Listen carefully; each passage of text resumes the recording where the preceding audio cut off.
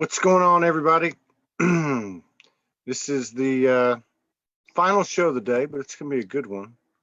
It's a couple that I met, Morgan and I met in Fiesta Key Beach in January at the Conscious Conference done by Waves of Light. We also met their son, Garen, who was on here a couple of weeks ago. So, you know, as they say, that the apple doesn't always fall far away from the tree, right? I'm going to give you a little backdrop on Michele and Andre Zina. They met in Waikiki, and it was an instant spark. They lived in different states. Andre flew back to Kauai, where he lived after that first date for work, and they went. And if it wasn't for two separate horrific incidences that took place that same day, Michele may not have decided to fly to his home and spend more time with him. So they got married in Hawaii in 2000. They had their son 2 years later. Andre's got 2 kids from his first marriage.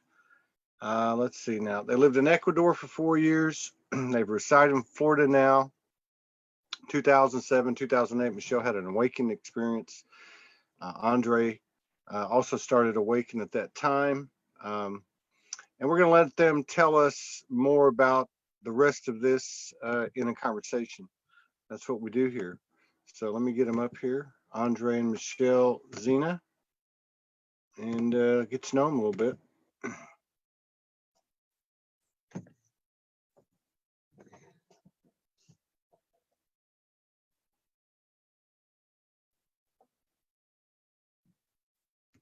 Maybe I did something wrong here. Hang on.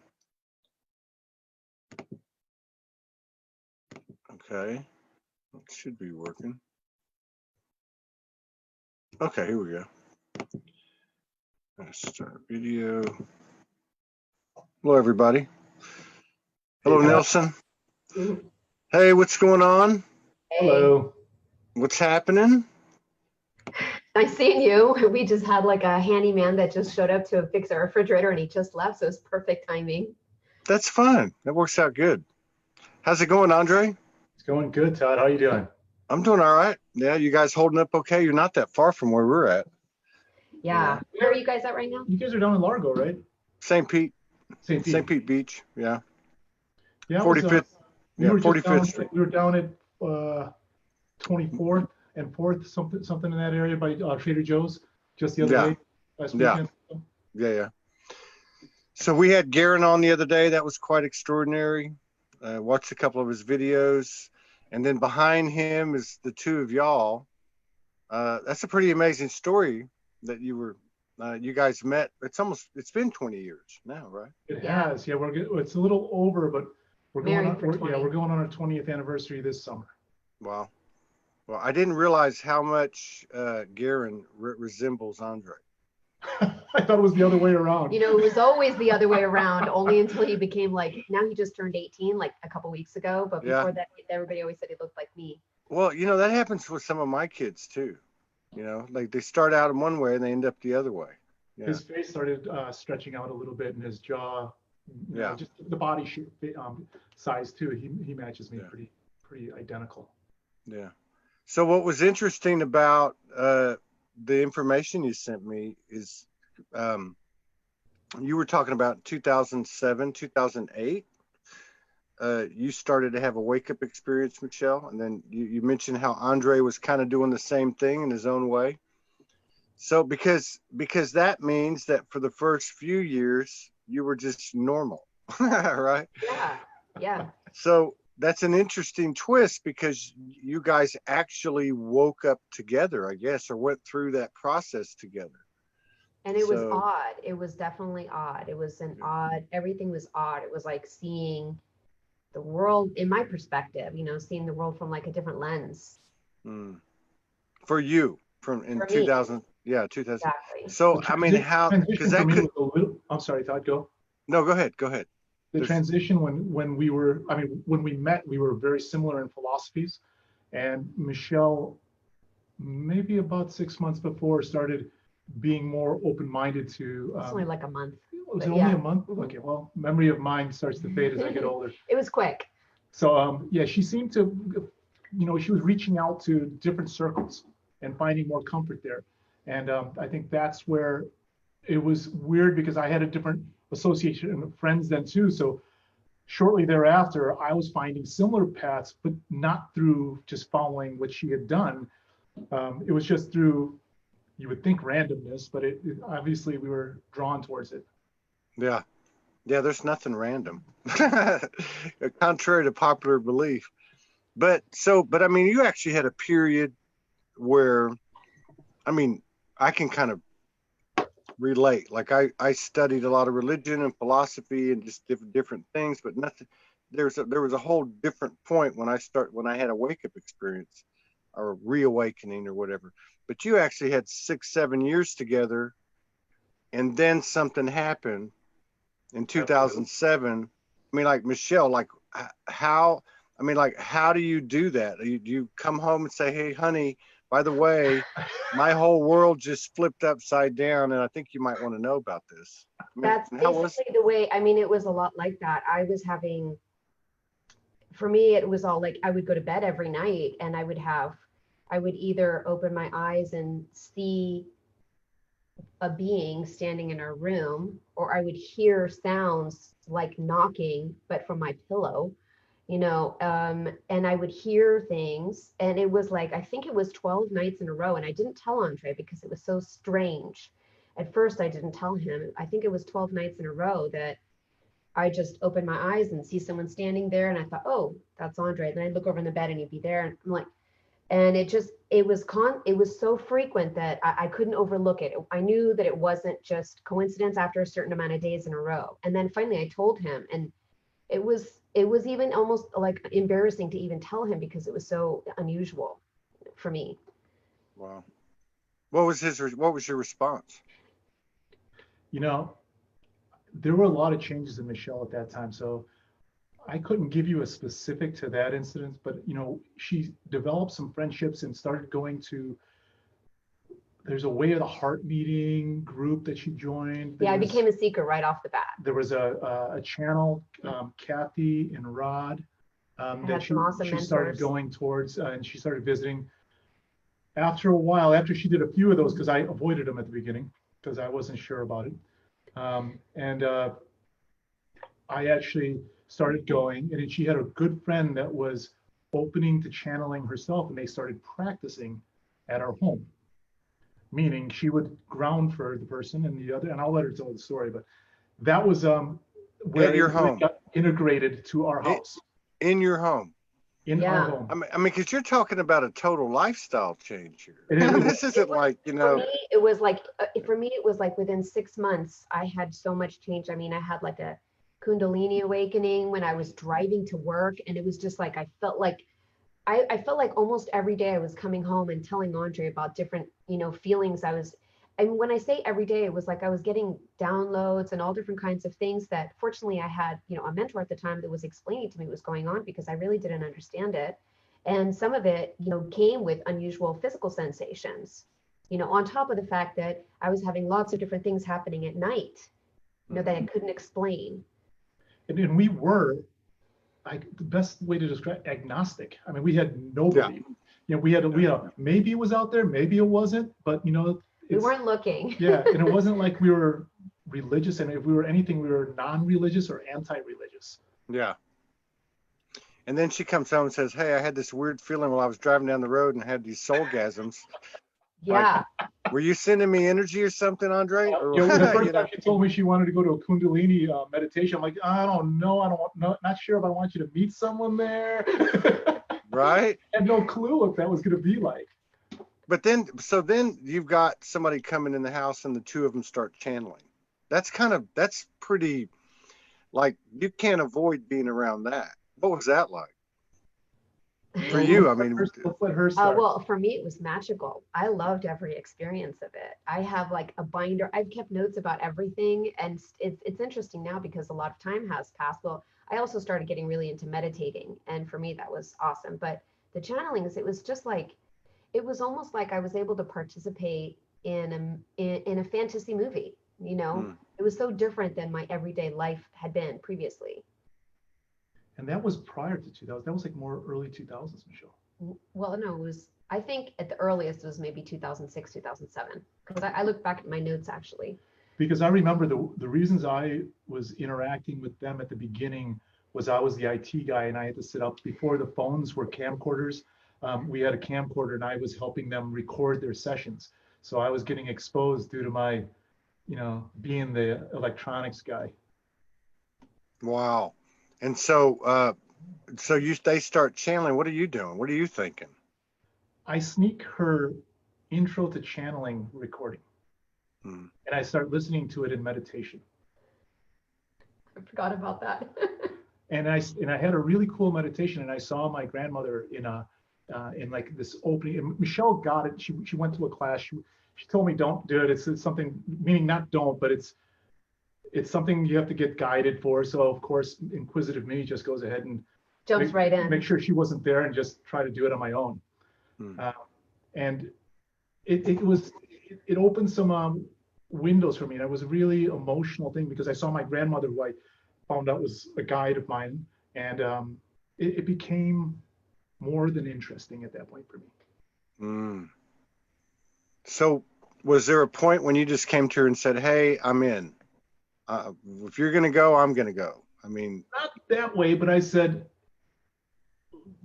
while you practice, why don't I try and you can practice grounding with me since your friend's not there. So I started doing that where I was trying, to just relax and release in meditation and let, energies come through.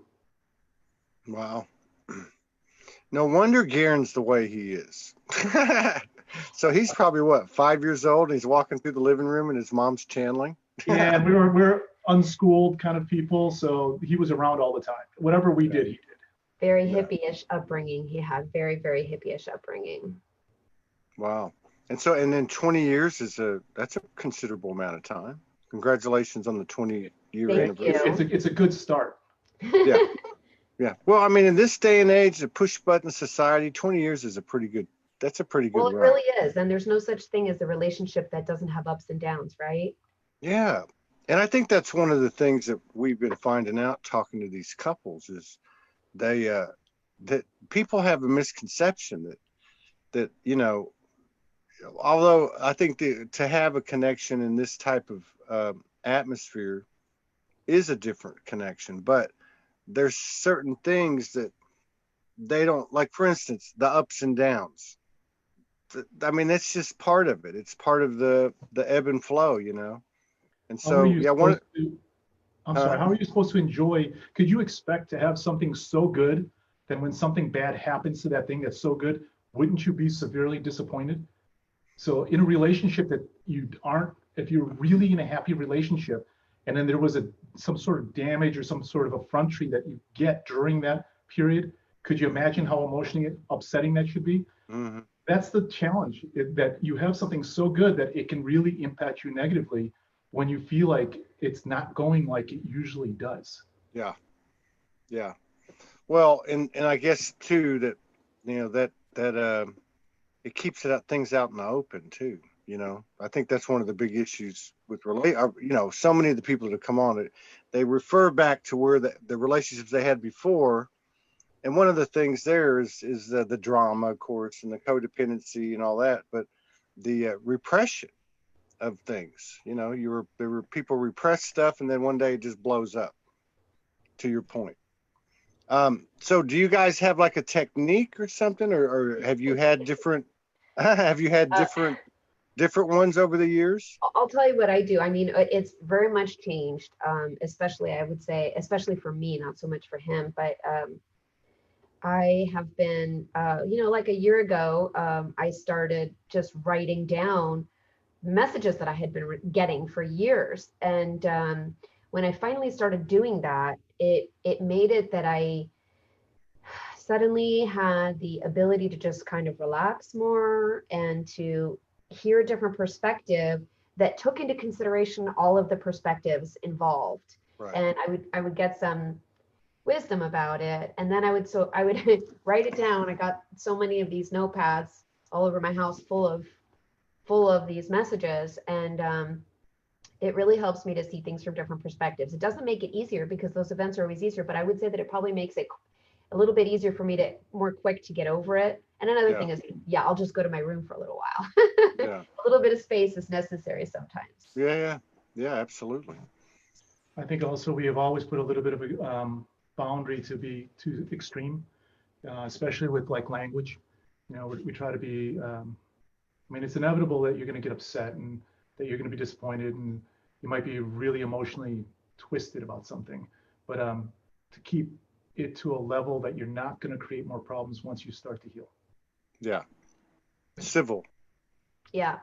Keep it as civil as possible. No name calling. Right. Yeah. No old things that you bring up every time. Those not that often. Yeah. It doesn't happen once in a while. None of us are perfect. But we're all working process. How long we dwell on it once we're in it, though. Yeah. Yeah. But I mean, even just saying it, like I know I've learned just on my end, like my voice is loud. Even when I do like a broadcast sometimes by myself, she'll say, "Why are you yelling?" I heard your little rant the other day. That was pretty nice. And I'm not, thank you. And I'm not yelling. I'm just a loud talker. Like when I was in school, everybody would be talking and the teacher would always say, "Todd, you're I'd get trouble or whatever because she'd hear me talking.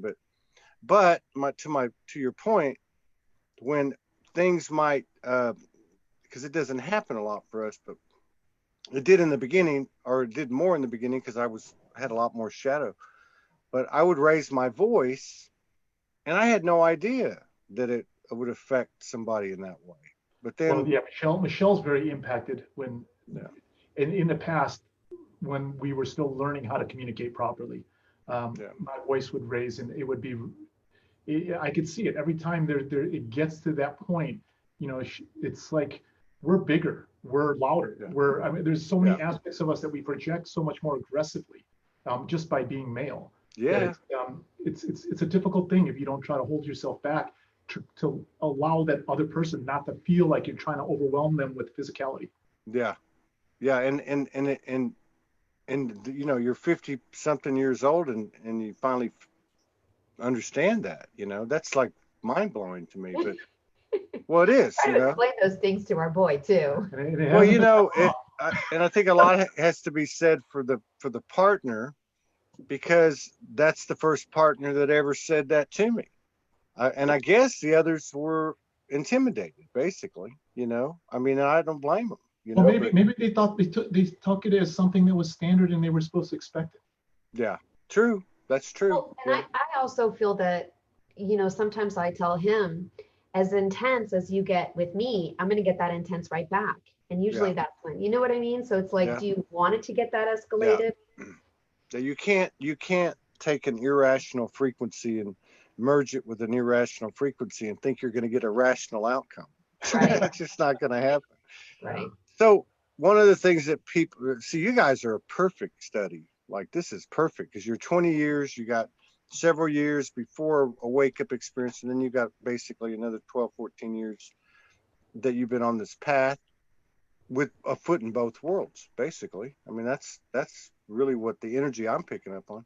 So have you noticed like in intimacy, and I don't mean just strictly the old conventional intimacy, I just mean intimacy, the frequency, the energetic force, but have you noticed an uptick or a change or some type of manifestation? Definitely. You know, especially in the recent years or months, have you noticed something going on? I would say for us, for the last, at least for the last 2 years. Yeah. I would say. I'd agree with that. Yeah.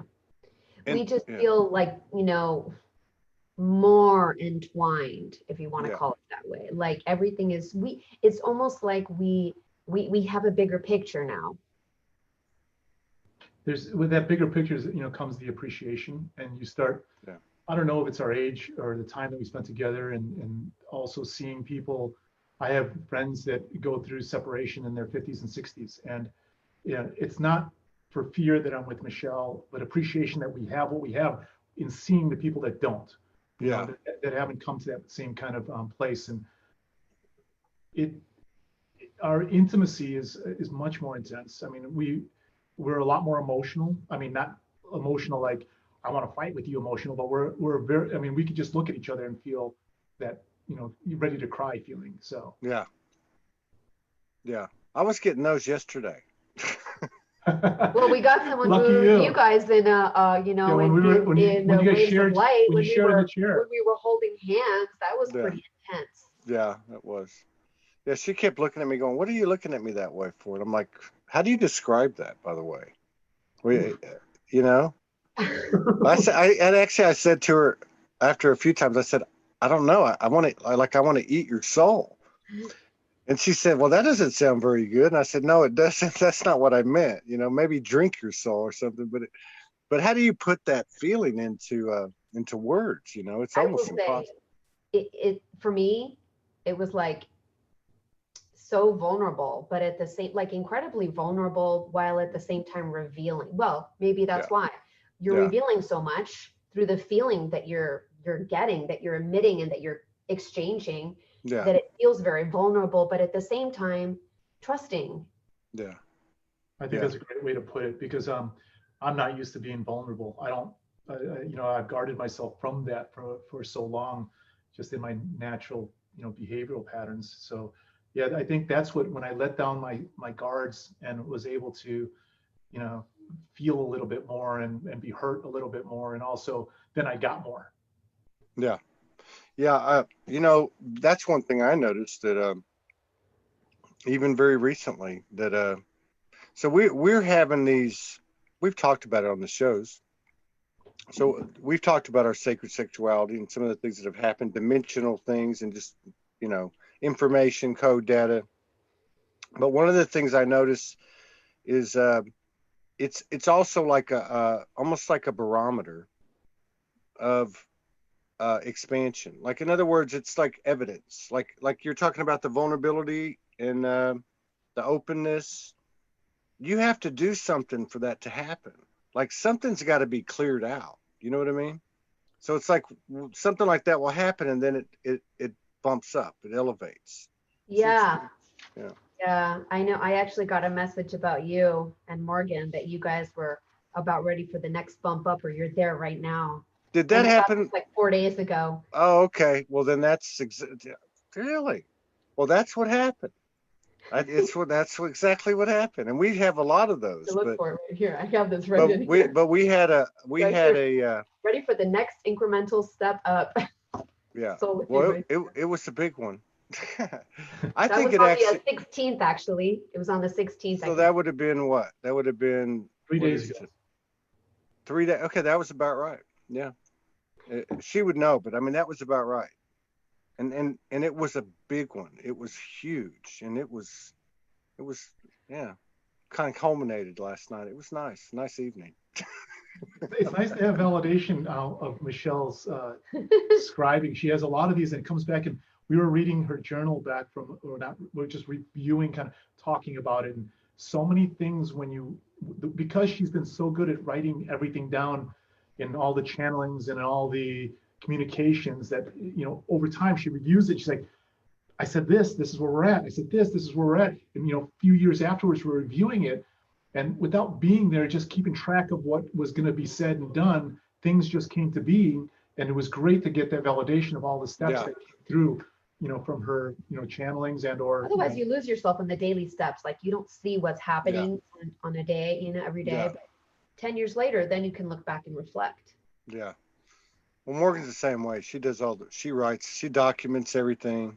And it seems like most of the couples I've talked to, that the female is kind of the transmitter anyway. So she's getting this info, she's kind of getting the general overview or, what's happening. And then, that's kind of how it works for us mostly. It's definitely that way. I mean, I'm definitely the receiver. I mean, he has his one too, but it's, for me, it's just, I can't turn it off. Yeah. That's her. Yeah. And the other thing I noticed too is when he does, I'm speaking in my own case, but like when I do pick stuff up, especially recently, because I've always had it, but not like y'all have it. But recently it's been coming in really loud and really emphatic, like, you need to do this, or this is what's happening. And it was a little bit freaky at first. But I think maybe that's got to be something that's symbolic of what's happening collectively. Have you experienced any of that, Andre? Is your intuition getting stronger, do you think? I think I've had a pretty strong intuition for a while. We were talking about this because I'm real private about my my journey, let's say, but I'll share a little bit with you. When Michele was going through her friend started to channel, and she was the grounding person, the person that was there to make sure that she was safe and bring her back. And Michele wanted to channel herself, so I would ground for her. And in time, I started doing that meditation, and then I started going in, and Michele started grounding for me, and I started channeling maybe a year when that was 6 the first months. time. But it was like 2 times. It was back in what, 2006 or something like that? It was like 2008. 2008. So I started channeling, and I channel primarily Archangel Michael and Jeshua. And I have only done it around the family and maybe a handful of non-familiar people. When I say that, meaning like a friend and then maybe their family. I have a really hard time because I don't want to be a fortune teller. Yeah. And questions like those come up, and I'm too present to really get clear information most of the time when I feel like I'm the guy wearing the turban. So I don't want, I put a block on myself. And Garen and I are like, come on, do it for us. And he's like, oh, and we're like, come on. So, but it's been great. And, have I had intuition? I get it all the time, especially raising a child. You get flashes. If it's intuition of fear, I don't know what it is exactly, but when the child is 13, 14, 15, unless they're in an institution, and then you'd have a different set of emotions going through you, you're going to get a lot of scary things that happen because they're just 13, 14, and 15. Yeah. And I feel like Garen's quite developed and an amazing child, but he's been, had his challenges, and he still is growing, and he still has things that are happening. And I think my intuition, and I get it for myself often, in guidance about where I want to be and how I want to relate with Michele. But I don't know, being a parent and having them around you, it's difficult to separate yourself from that. Yeah. So I end up doing a lot of my energy focus on that. That's where I felt like just being the parent. Do you guys have like certain things that you do like weekly or daily together, or is your methods of connecting separate? For the most part, our methods are not together. Mm-hmm. And really, I started my my own meditation practice like 13 years ago. And I always just did it when I came home from work and he was gone.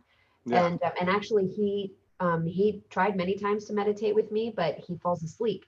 Where for me, I have like a really intense meditation, and for him, it puts him to sleep. So we didn't really want to do it together because it would bug me when he would be sleeping. It would distract. It's not that it would bug me; it would distract my meditation, and he'd be like in heaven sleeping, and I'd be distracted. So Yeah. no.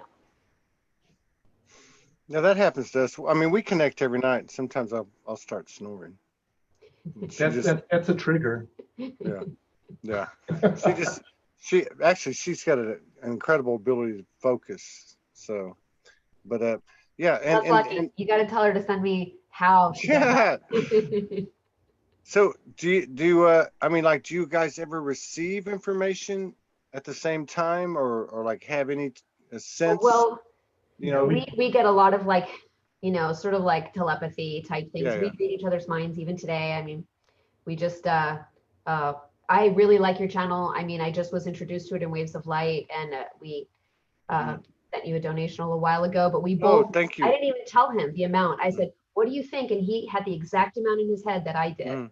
Wow. So That's cool. Yeah, but in activities, I mean, because we both love the beach, water, I mean, we try to get, now that Michelle's adopting the circadian rhythm cycle by going and watching the sunrise and sunset, we've been doing a lot of sunset time together. I have a resistance to getting up too early, but I'm good with the sunset. Yeah, I got you. That's cool. Yeah, and there's something about being in the natural setting, like Garen did that video. I think the one I showed on the show we did together, and that's what was, to me, the attraction of it all. I like the way he put everything together, but when he was in that park, and I think there was a couple of shots he took of natural things. Yeah, I mean, to me, it makes a big difference because it takes all the thinking out for me. you know what, I just it dawned on me something that you said. So it's funny because although Andre and I don't always do things like meditation and stuff together, a lot of times we'll do stuff like that with Garen. A lot. In fact, I would say probably even probably 5 nights a week, I'm calling him in my bedroom because I've just scribed something that I love and I want him to hear it. And so he's always very interested to come over and hear what I've just received. And so it's the three of us have that really nice, really nice bond that way. And actually, the last 6 months have been a little bit difficult. August, I ended up hurting my back really, really badly, and I've got a protocol that I was doing 4 to 6 hours a day and just trying to get myself right again. And so the things that we were doing tended to be keeping me from doing anything to get in pain. And then I would do my stuff to make sure I loosened up and did like the physical therapy to strengthen my legs, strengthen my hips, strengthen the things that I needed in my back. So things are much better now, but because I was in a rhythm of recuperation, they ended up doing a lot more of the togetherness meditation stuff, and I was just trying to do the journey of healing. Wow. And that's interesting too, because you actually have an incarnated third energy with Garen that's thriving, like very much thriving on its own, basically. I mean, looking at it as energy, looking at him as energy. That's got to be really cool. It is. I will say this. It's a trip. It's really a trip. It's so cool to have. Okay, Andre and I speak the same language, but I'm a little bit more into this stuff than he is. Where Garen and I would say Garen might even be even more into this stuff than I am. So it's like we really can speak the same language. So it's I love it. Yeah, hell of a trio. I can imagine when people come over to your house, what that must be like. The atmosphere of it, Because I mean, it wouldn't matter. Have too many people over too much, but no. Well, typical light workers. Typical light workers, they don't go out. They stay inside. Yeah. We find it's just like we're not searching out there. It's like I said, maybe some outdoor stuff that we enjoy doing, our regular bike rides and our time at the beach. But we're really comfortable at being at home. Yeah, we are too. Yeah, I like that. Yeah. So, I mean, do you guys have any like joint efforts? I mean, is there anything that you do together? And I'm talking about like, in terms of work or hobbies or, Yeah, just we stuff we both related. work together. Well, actually, me, Andre, and Garen work together. The three of us work together. Andre and I we have a company together, and Mm. Garen is one of our employees. Oh, wow. Very cool. Have y'all been doing that a while? Yeah, for 3 years. Oh, a Oh, little very. over 3 years. And it's the second time we had before Andre had started a company. Uh-oh. Uh-oh. Somebody froze. Was Later, it he asked me me? to. It was Oh, about 6 there months. you Yeah. are. You're back. Yeah. Yeah, you just started talking like about as fast as Eminem raps. I was like, what Uh, happened? We just shifted a timeline. yeah, I How do think y'all that stuff happens too. how do And, y'all huh? mhm. Go ahead. Go ahead. Oh yeah, you were talking No, I was about saying, so Andre had started a company in Kauai, and then maybe it was, I don't know if it was 6 months later, but sometime later, Garen keeps talking in the background. He had started a company and he asked me to work with the company, and that was interesting, and it became difficult too because we weren't used to being, around each other that much. That was the first time that we actually tried that, and we were expanding. I was running it and primarily doing one section of the island, and then I wanted to go ahead and target another area. So I was getting Michele to take the management over of one side, and the personnel was all there. She just basically had to oversee to make sure they were doing what they needed to be doing. But then we ended up moving, to Ecuador, and we came here. We did the same thing, but I think that after we went through that sort of first time, a little bit of a learning experience, now we're here working together. I think we're a lot more tolerant, a lot more, we've learned a lot. We're so used to being. I think now because of the first company, and in Ecuador, there was a lot of time where we were together because we weren't working full time. So we're just used to being around each other a lot. We don't have that the challenge of, oh, now I'm retired and I'm going to be with her, and who's this person that's in my home? mm-hmm. Yeah, we spend a lot of time. We see each other on a daily basis. Not just at the 2 or 3 hours or after you get off. Yeah. And I think we both recognize each other's strengths and weaknesses. And I leave for him to do all the things that he's very good at. And, he also leaves for me the things to do that I'm very good at. And we, in that respect, we cover things really well. Yeah. So you live in Kauai. I was there for a few years before I met Michele, but I was there almost 20 years. And I lived there for 13 years with Andre, of course. Is that right? Now, where did you live in Kauai? You probably lived all over though. Yeah, Right? we lived in Lihue, and with Garen, we had a house in we had a house in Puhi, which is the real close to Lihue. Yeah. And then we moved up into the mountains north of Kapa'a. I mean, up. That's where we lived. We lived up at what do they call it? Kapahi? we lived in Kapahi, right off of Kahuna Road. What was it? Bana'au. Yeah, that's where. Oh, I know where that is. Yeah, it's just before you get to the. Yeah, isn't that cool? We were right by that. We were right by the Minahue Market. Oh, okay. Yeah, it was just before the baseball field. That was field. like 5 minutes from our house at the most. Yeah, we spent a lot of time at the baseball field. Morgan. Baseball field was like a 3-minute walk. Yeah, Morgan went there every day, all day, feeding the chickens and the roosters, huh? I saw family there. When were you on Kauai? I went October 2018, and we left. Why am I not able to think of anything? We left August the 7th of 2019. We were thinking about going back, but we're not sure for the summer. We're thinking about going because it's our anniversary, July, and yeah. Well, I absolutely, yeah. And you guys live there, so you know. And then you went to Ecuador. What made y'all go to Ecuador? International living. Well, when I say that, my mom and dad looked at international living, and they were looking at options. They had some investments that went a little bit awry, and they were looking at a smaller retirement fund. Yeah, they wanted to make sure that their money lasted a little longer. We're picking places where they're social and the amount of cash they had could give them a good life.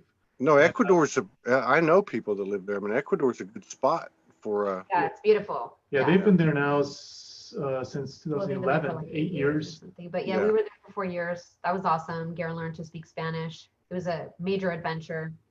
That's Wow. where I learned to speak Spanish too, out of necessity. I was running a work crew, construction work crew there for the renovation of my parents' house. And so that I just got familiar and comfortable Yeah, interacting. that's the best way to learn a language. Just Yeah, start. well, Yeah, I already absolutely. spoke Spanish when we lived there, when we moved there, because I was also raised in Puerto Rico. Wow. Wow. Very diverse. That's cool Yeah. to be exposed to all those different cultural things. Yeah. Yeah, both of us actually. You know, I'm half Puerto Rican, half Caucasian, and he's half Dutch, half I was Indonesian. born in Indonesia, and English is my second language. You were born in Indonesia. Yeah. Wow. Garen's a true mutt. He really is. He's the look of the future generations. No kidding, right? So so what's it like? I mean, what do you guys have any well, that's kind of hard to say. Let me ask this first. I mean, what do you think about, and I don't mean about what everyone's talking about right now. I mean, like just the fact that you've been 20 years together, then you have this wake up experience a few years into it, then y'all start to continue to navigate, and then people are talking about, 2012, a great awakening, and things just start expanding. I mean, what's that been like? I mean, do you ever just stop and look at each other and go, wow, this shift's going down, like something's happening? You know, I will say, because I've, you know, kept my notes and, you know, yeah. I mean, it does, for me, it really feels like things are quickening, if you want to just Yeah. put it that way. I Yeah. definitely feel like things are quickening. I feel like, at least for me, and I hope it's like this for everyone, but how can you say? It's like, you know, I have questions and then the answers arrive. I'm not talking about for everything, you know, I don't Yeah. think we're supposed to know everything, to be honest. I think that we're No. supposed to have, it's supposed to be an adventure, and if we're on the right path, we'll find that there's breadcrumbs, and Yeah. we follow those breadcrumbs. And the more you follow that path, the bigger the breadcrumbs. Yeah. And I think I'm a little bit more on the I'm an optimist. You know, I don't see, I hardly ever, I'm conscious of, theories and conspiracy, and I'm aware my head is not buried in the sand, but at the same time, I think this is an opportunity. I think this is a moment of opportunity. There's a lot of, every time there's great challenges, that seem to be apparent, become windows of opportunity. Yeah. And I don't want to say you take advantage of people that are down, but there are things that you can do to support people. There's things that you can do to make things better. I think this is a great time because it allows actually more awakening, more consciousness, more direction of your own natural instincts of where to go and how to react. So I'm really happy. I don't find that this is a bad situation. Economically, or even any kind of threats that are out there. I don't find that this is something that I even dwell too much on. I really think that it's a moment that people are excited about. I worry more than he does, for sure. Really? I do, but you know what? I will say this, and this is one of the reasons why. I mean, I've been telling some of my friends lately. It's like when I'm feeling a little down, I'm definitely on the very empathic side. So Yeah. if there's a collective vibe out there that's stressed out or whatever, I'm picking up on it. And sometimes it is very hard for me to differentiate whose vibe it is I'm vibing with. But a lot of times, if I'm feeling just a little down, I just put on your YouTube channel, your YouTube Soulogy, and it makes it that I can listen to something that is not the narrative out there. Yeah. Yeah. Good point. Thank you. I never thought of that, but that's a good point. Yeah. Because I spent some time going, Morgan and I like, we even said it. We're not going to talk about this, and we're not going to talk about that, but actually, like so many other things, it's what you do, not what you say. So just go do it, and you don't have to worry about saying it. Right? Well, on that subject, I got a scribe message the other day that talked about Nikola Tesla, and it was saying that one of the reasons why he was so successful in doing everything he did was because he knew what his path was, and he did everything he could to remove distractions. yeah, to keep himself as focused, yeah, remove all of the distractions so that he could keep himself as focused, laser focused on what it was that he wanted to do. No distractions, period, because he knew what his path was. And he knew that in order to make that happen, he couldn't have the distractions, because then what happens is like you're just fueling those distractions instead Yeah. of fueling what your purpose is. That's good. That's a good advice. And it falls in line with what you said about the bigger the cookie crumbs. You Right. know, it really does. I can relate to it. Yeah. And it's easy to get distracted. You know, it really is. Unless you know, because it should be loose and fun, you know, and it shouldn't be all, we shouldn't be uptight about anything, really. I mean, so do you guys have any, in light of that, do you have any plans, anything you guys are setting your sights on? Are you, besides possibly going to Kauai? Well, Michelle's been getting her website a little bit more together, and it's not really completely there. We're working with some people that are helping us. And Andre. Yeah, I don't have, I mean, I'm not, I don't have the kind of talent now that I might have had. I've gotten away from a little bit of the web designing. So we're looking at some people to maybe help us finish it up, but where she can put some of the scribing down and share the insight she gets. But other than that, you know, actually, Garen and I, you know, hopefully this doesn't change, but we've been to, I think, 3 or 4 different workshops type. We've just been having fun actually traveling around. He and I, you know, he graduated from high school early and decided to not go to university. And so instead, we've just been taking off and going to a bunch of workshops and really enjoying it, you know? Yeah. He's creating his own university. Right. He's you learning, sent me, huh? I'm sorry, he's learning some stuff right now that's like way past my, you know, knowledge base. So I'm actually quite excited with some of the new stuff that he's developing right now. Yeah. Well, I mean, I think it's a great path, personally. I mean, I never finished college, Neither did but I was reading, you know, I was reading nonstop. So I guess I was, you know, doing it myself. But you sent me, Michele, you sent me a follow-up message, and I just remembered. You sent me a follow-up message that was in regard to when you had Garen, right? Yep. So a little bit prior to it, and then I don't know. I'd like to inject that into the show, and just Yeah. so people can, because I think that's important, because there's a lot of that stuff going on right now. Yeah. So you want me to talk about it? Is that what you're saying?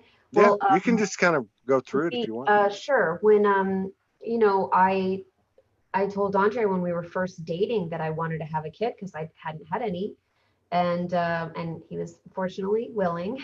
And so when the time came after we got married, you know, he wasn't an accident. He was a planned child. And within 2 days of conception, I was telling Andre, I could feel that something is different in my body. So, you know, way before it even showed up on any pregnancy, I could literally, it was literally within 2 days, I could feel it.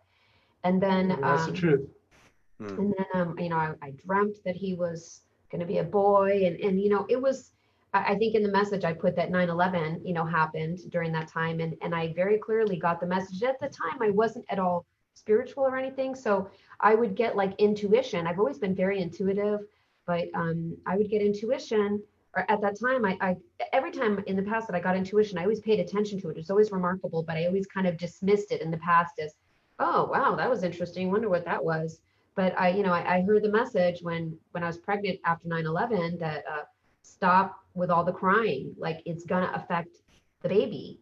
And so I did. I just cut it off, turned the news off, and moved on. And then also, you know, it was a pretty interesting labor. Actually, I wanted to have the baby at home. I felt so confident throughout the whole pregnancy. I felt super strong. I felt like I could do anything. It was a wonderful, wonderful pregnancy. He was a little more cautious because he had difficult first 2 labors. And on top of that, I came out of, my parents are in the medical field. My dad's an MD. So I was very conventional in how I was brought up.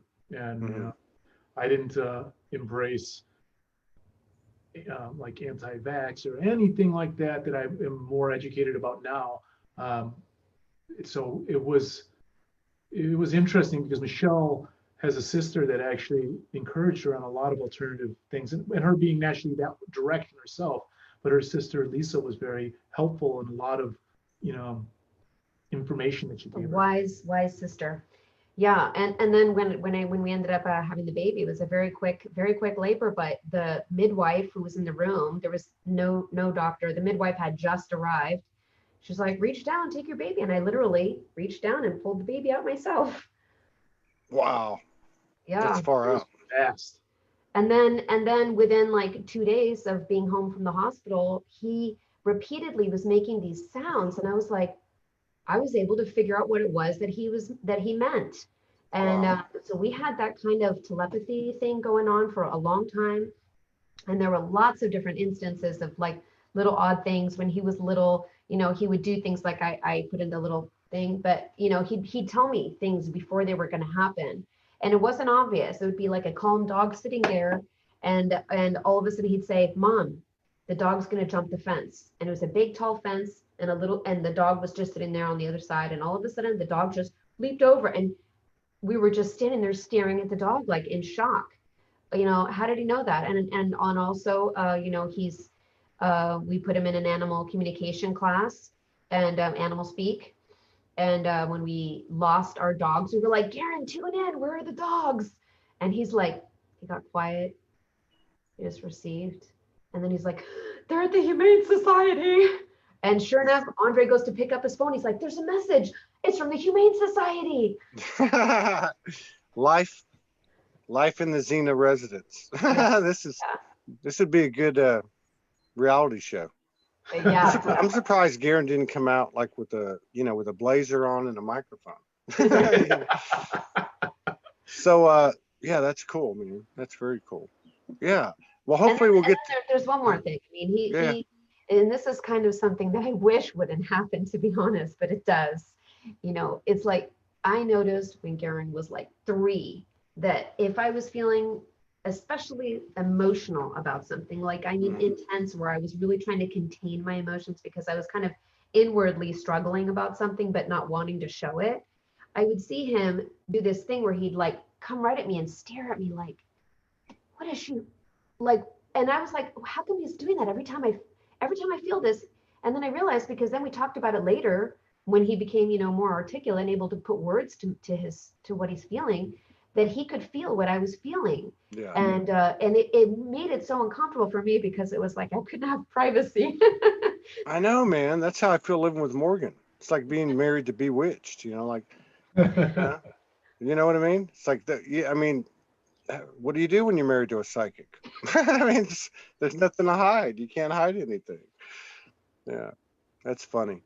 So I wouldn't be surprised with these energies, the way they're expanding, if you guys didn't have like some phenomenal, just dimensional things occurring in your house. I mean, it's got to be one big giant portal, or 3 portals in one, or something. One of the things that I've been getting in my scribing material lately is that I think that I kind of veil things a little bit. I think it's because I'm so sensitive that a lot of times if I mention it to someone else, what I'm experiencing, they're like, whoa, what are you talking about? Like, oh my God. But for me, I'm just kind of like, it's like commonplace. So I don't even, it's just normal. Yeah. No, I get that. Well, I hope to see y'all before we leave the state. Yeah. When are you guys planning to stay here? I don't know. We were going to go down to Fort Lauderdale at the end of the month, and that fell through. So we don't know. We've been on this path of having a little bit of faith, and just. Are you guys free? What are there days that are better for you to be free? Like if we were to get you out on the boat or something like that for a while? Go out for a boat ride? Yeah, we could go for a boat ride. Pick a good day. Pick a good day and reach out to us. Well, when you come this way, just give us a ring. Yeah. Well, you're not too far though. You're in Clearwater, right? Yeah. Yeah, we're just on the north side of Clearwater. 40 minutes drive, maybe. Yeah. No, we're definitely. I'll talk to Morgan about it. Definitely. Yeah. I don't know. We're just taking it day by day. Right now we know we're going to be here for another 12 days. in this spot. So we're not scheduling any interviews for April. We're just, it's intuitive. We don't know what's going to happen. So, but yeah, we'll reach out. We'll definitely reach out because I gotta come by. We gotta come by. We gotta do something. Good. Sounds good. Looking forward to it. All right, y'all take care. Say hi Thank to you so Martha. much. Peace Take out. care. We'll do it again sometime. All right. Bye. Bye-bye now.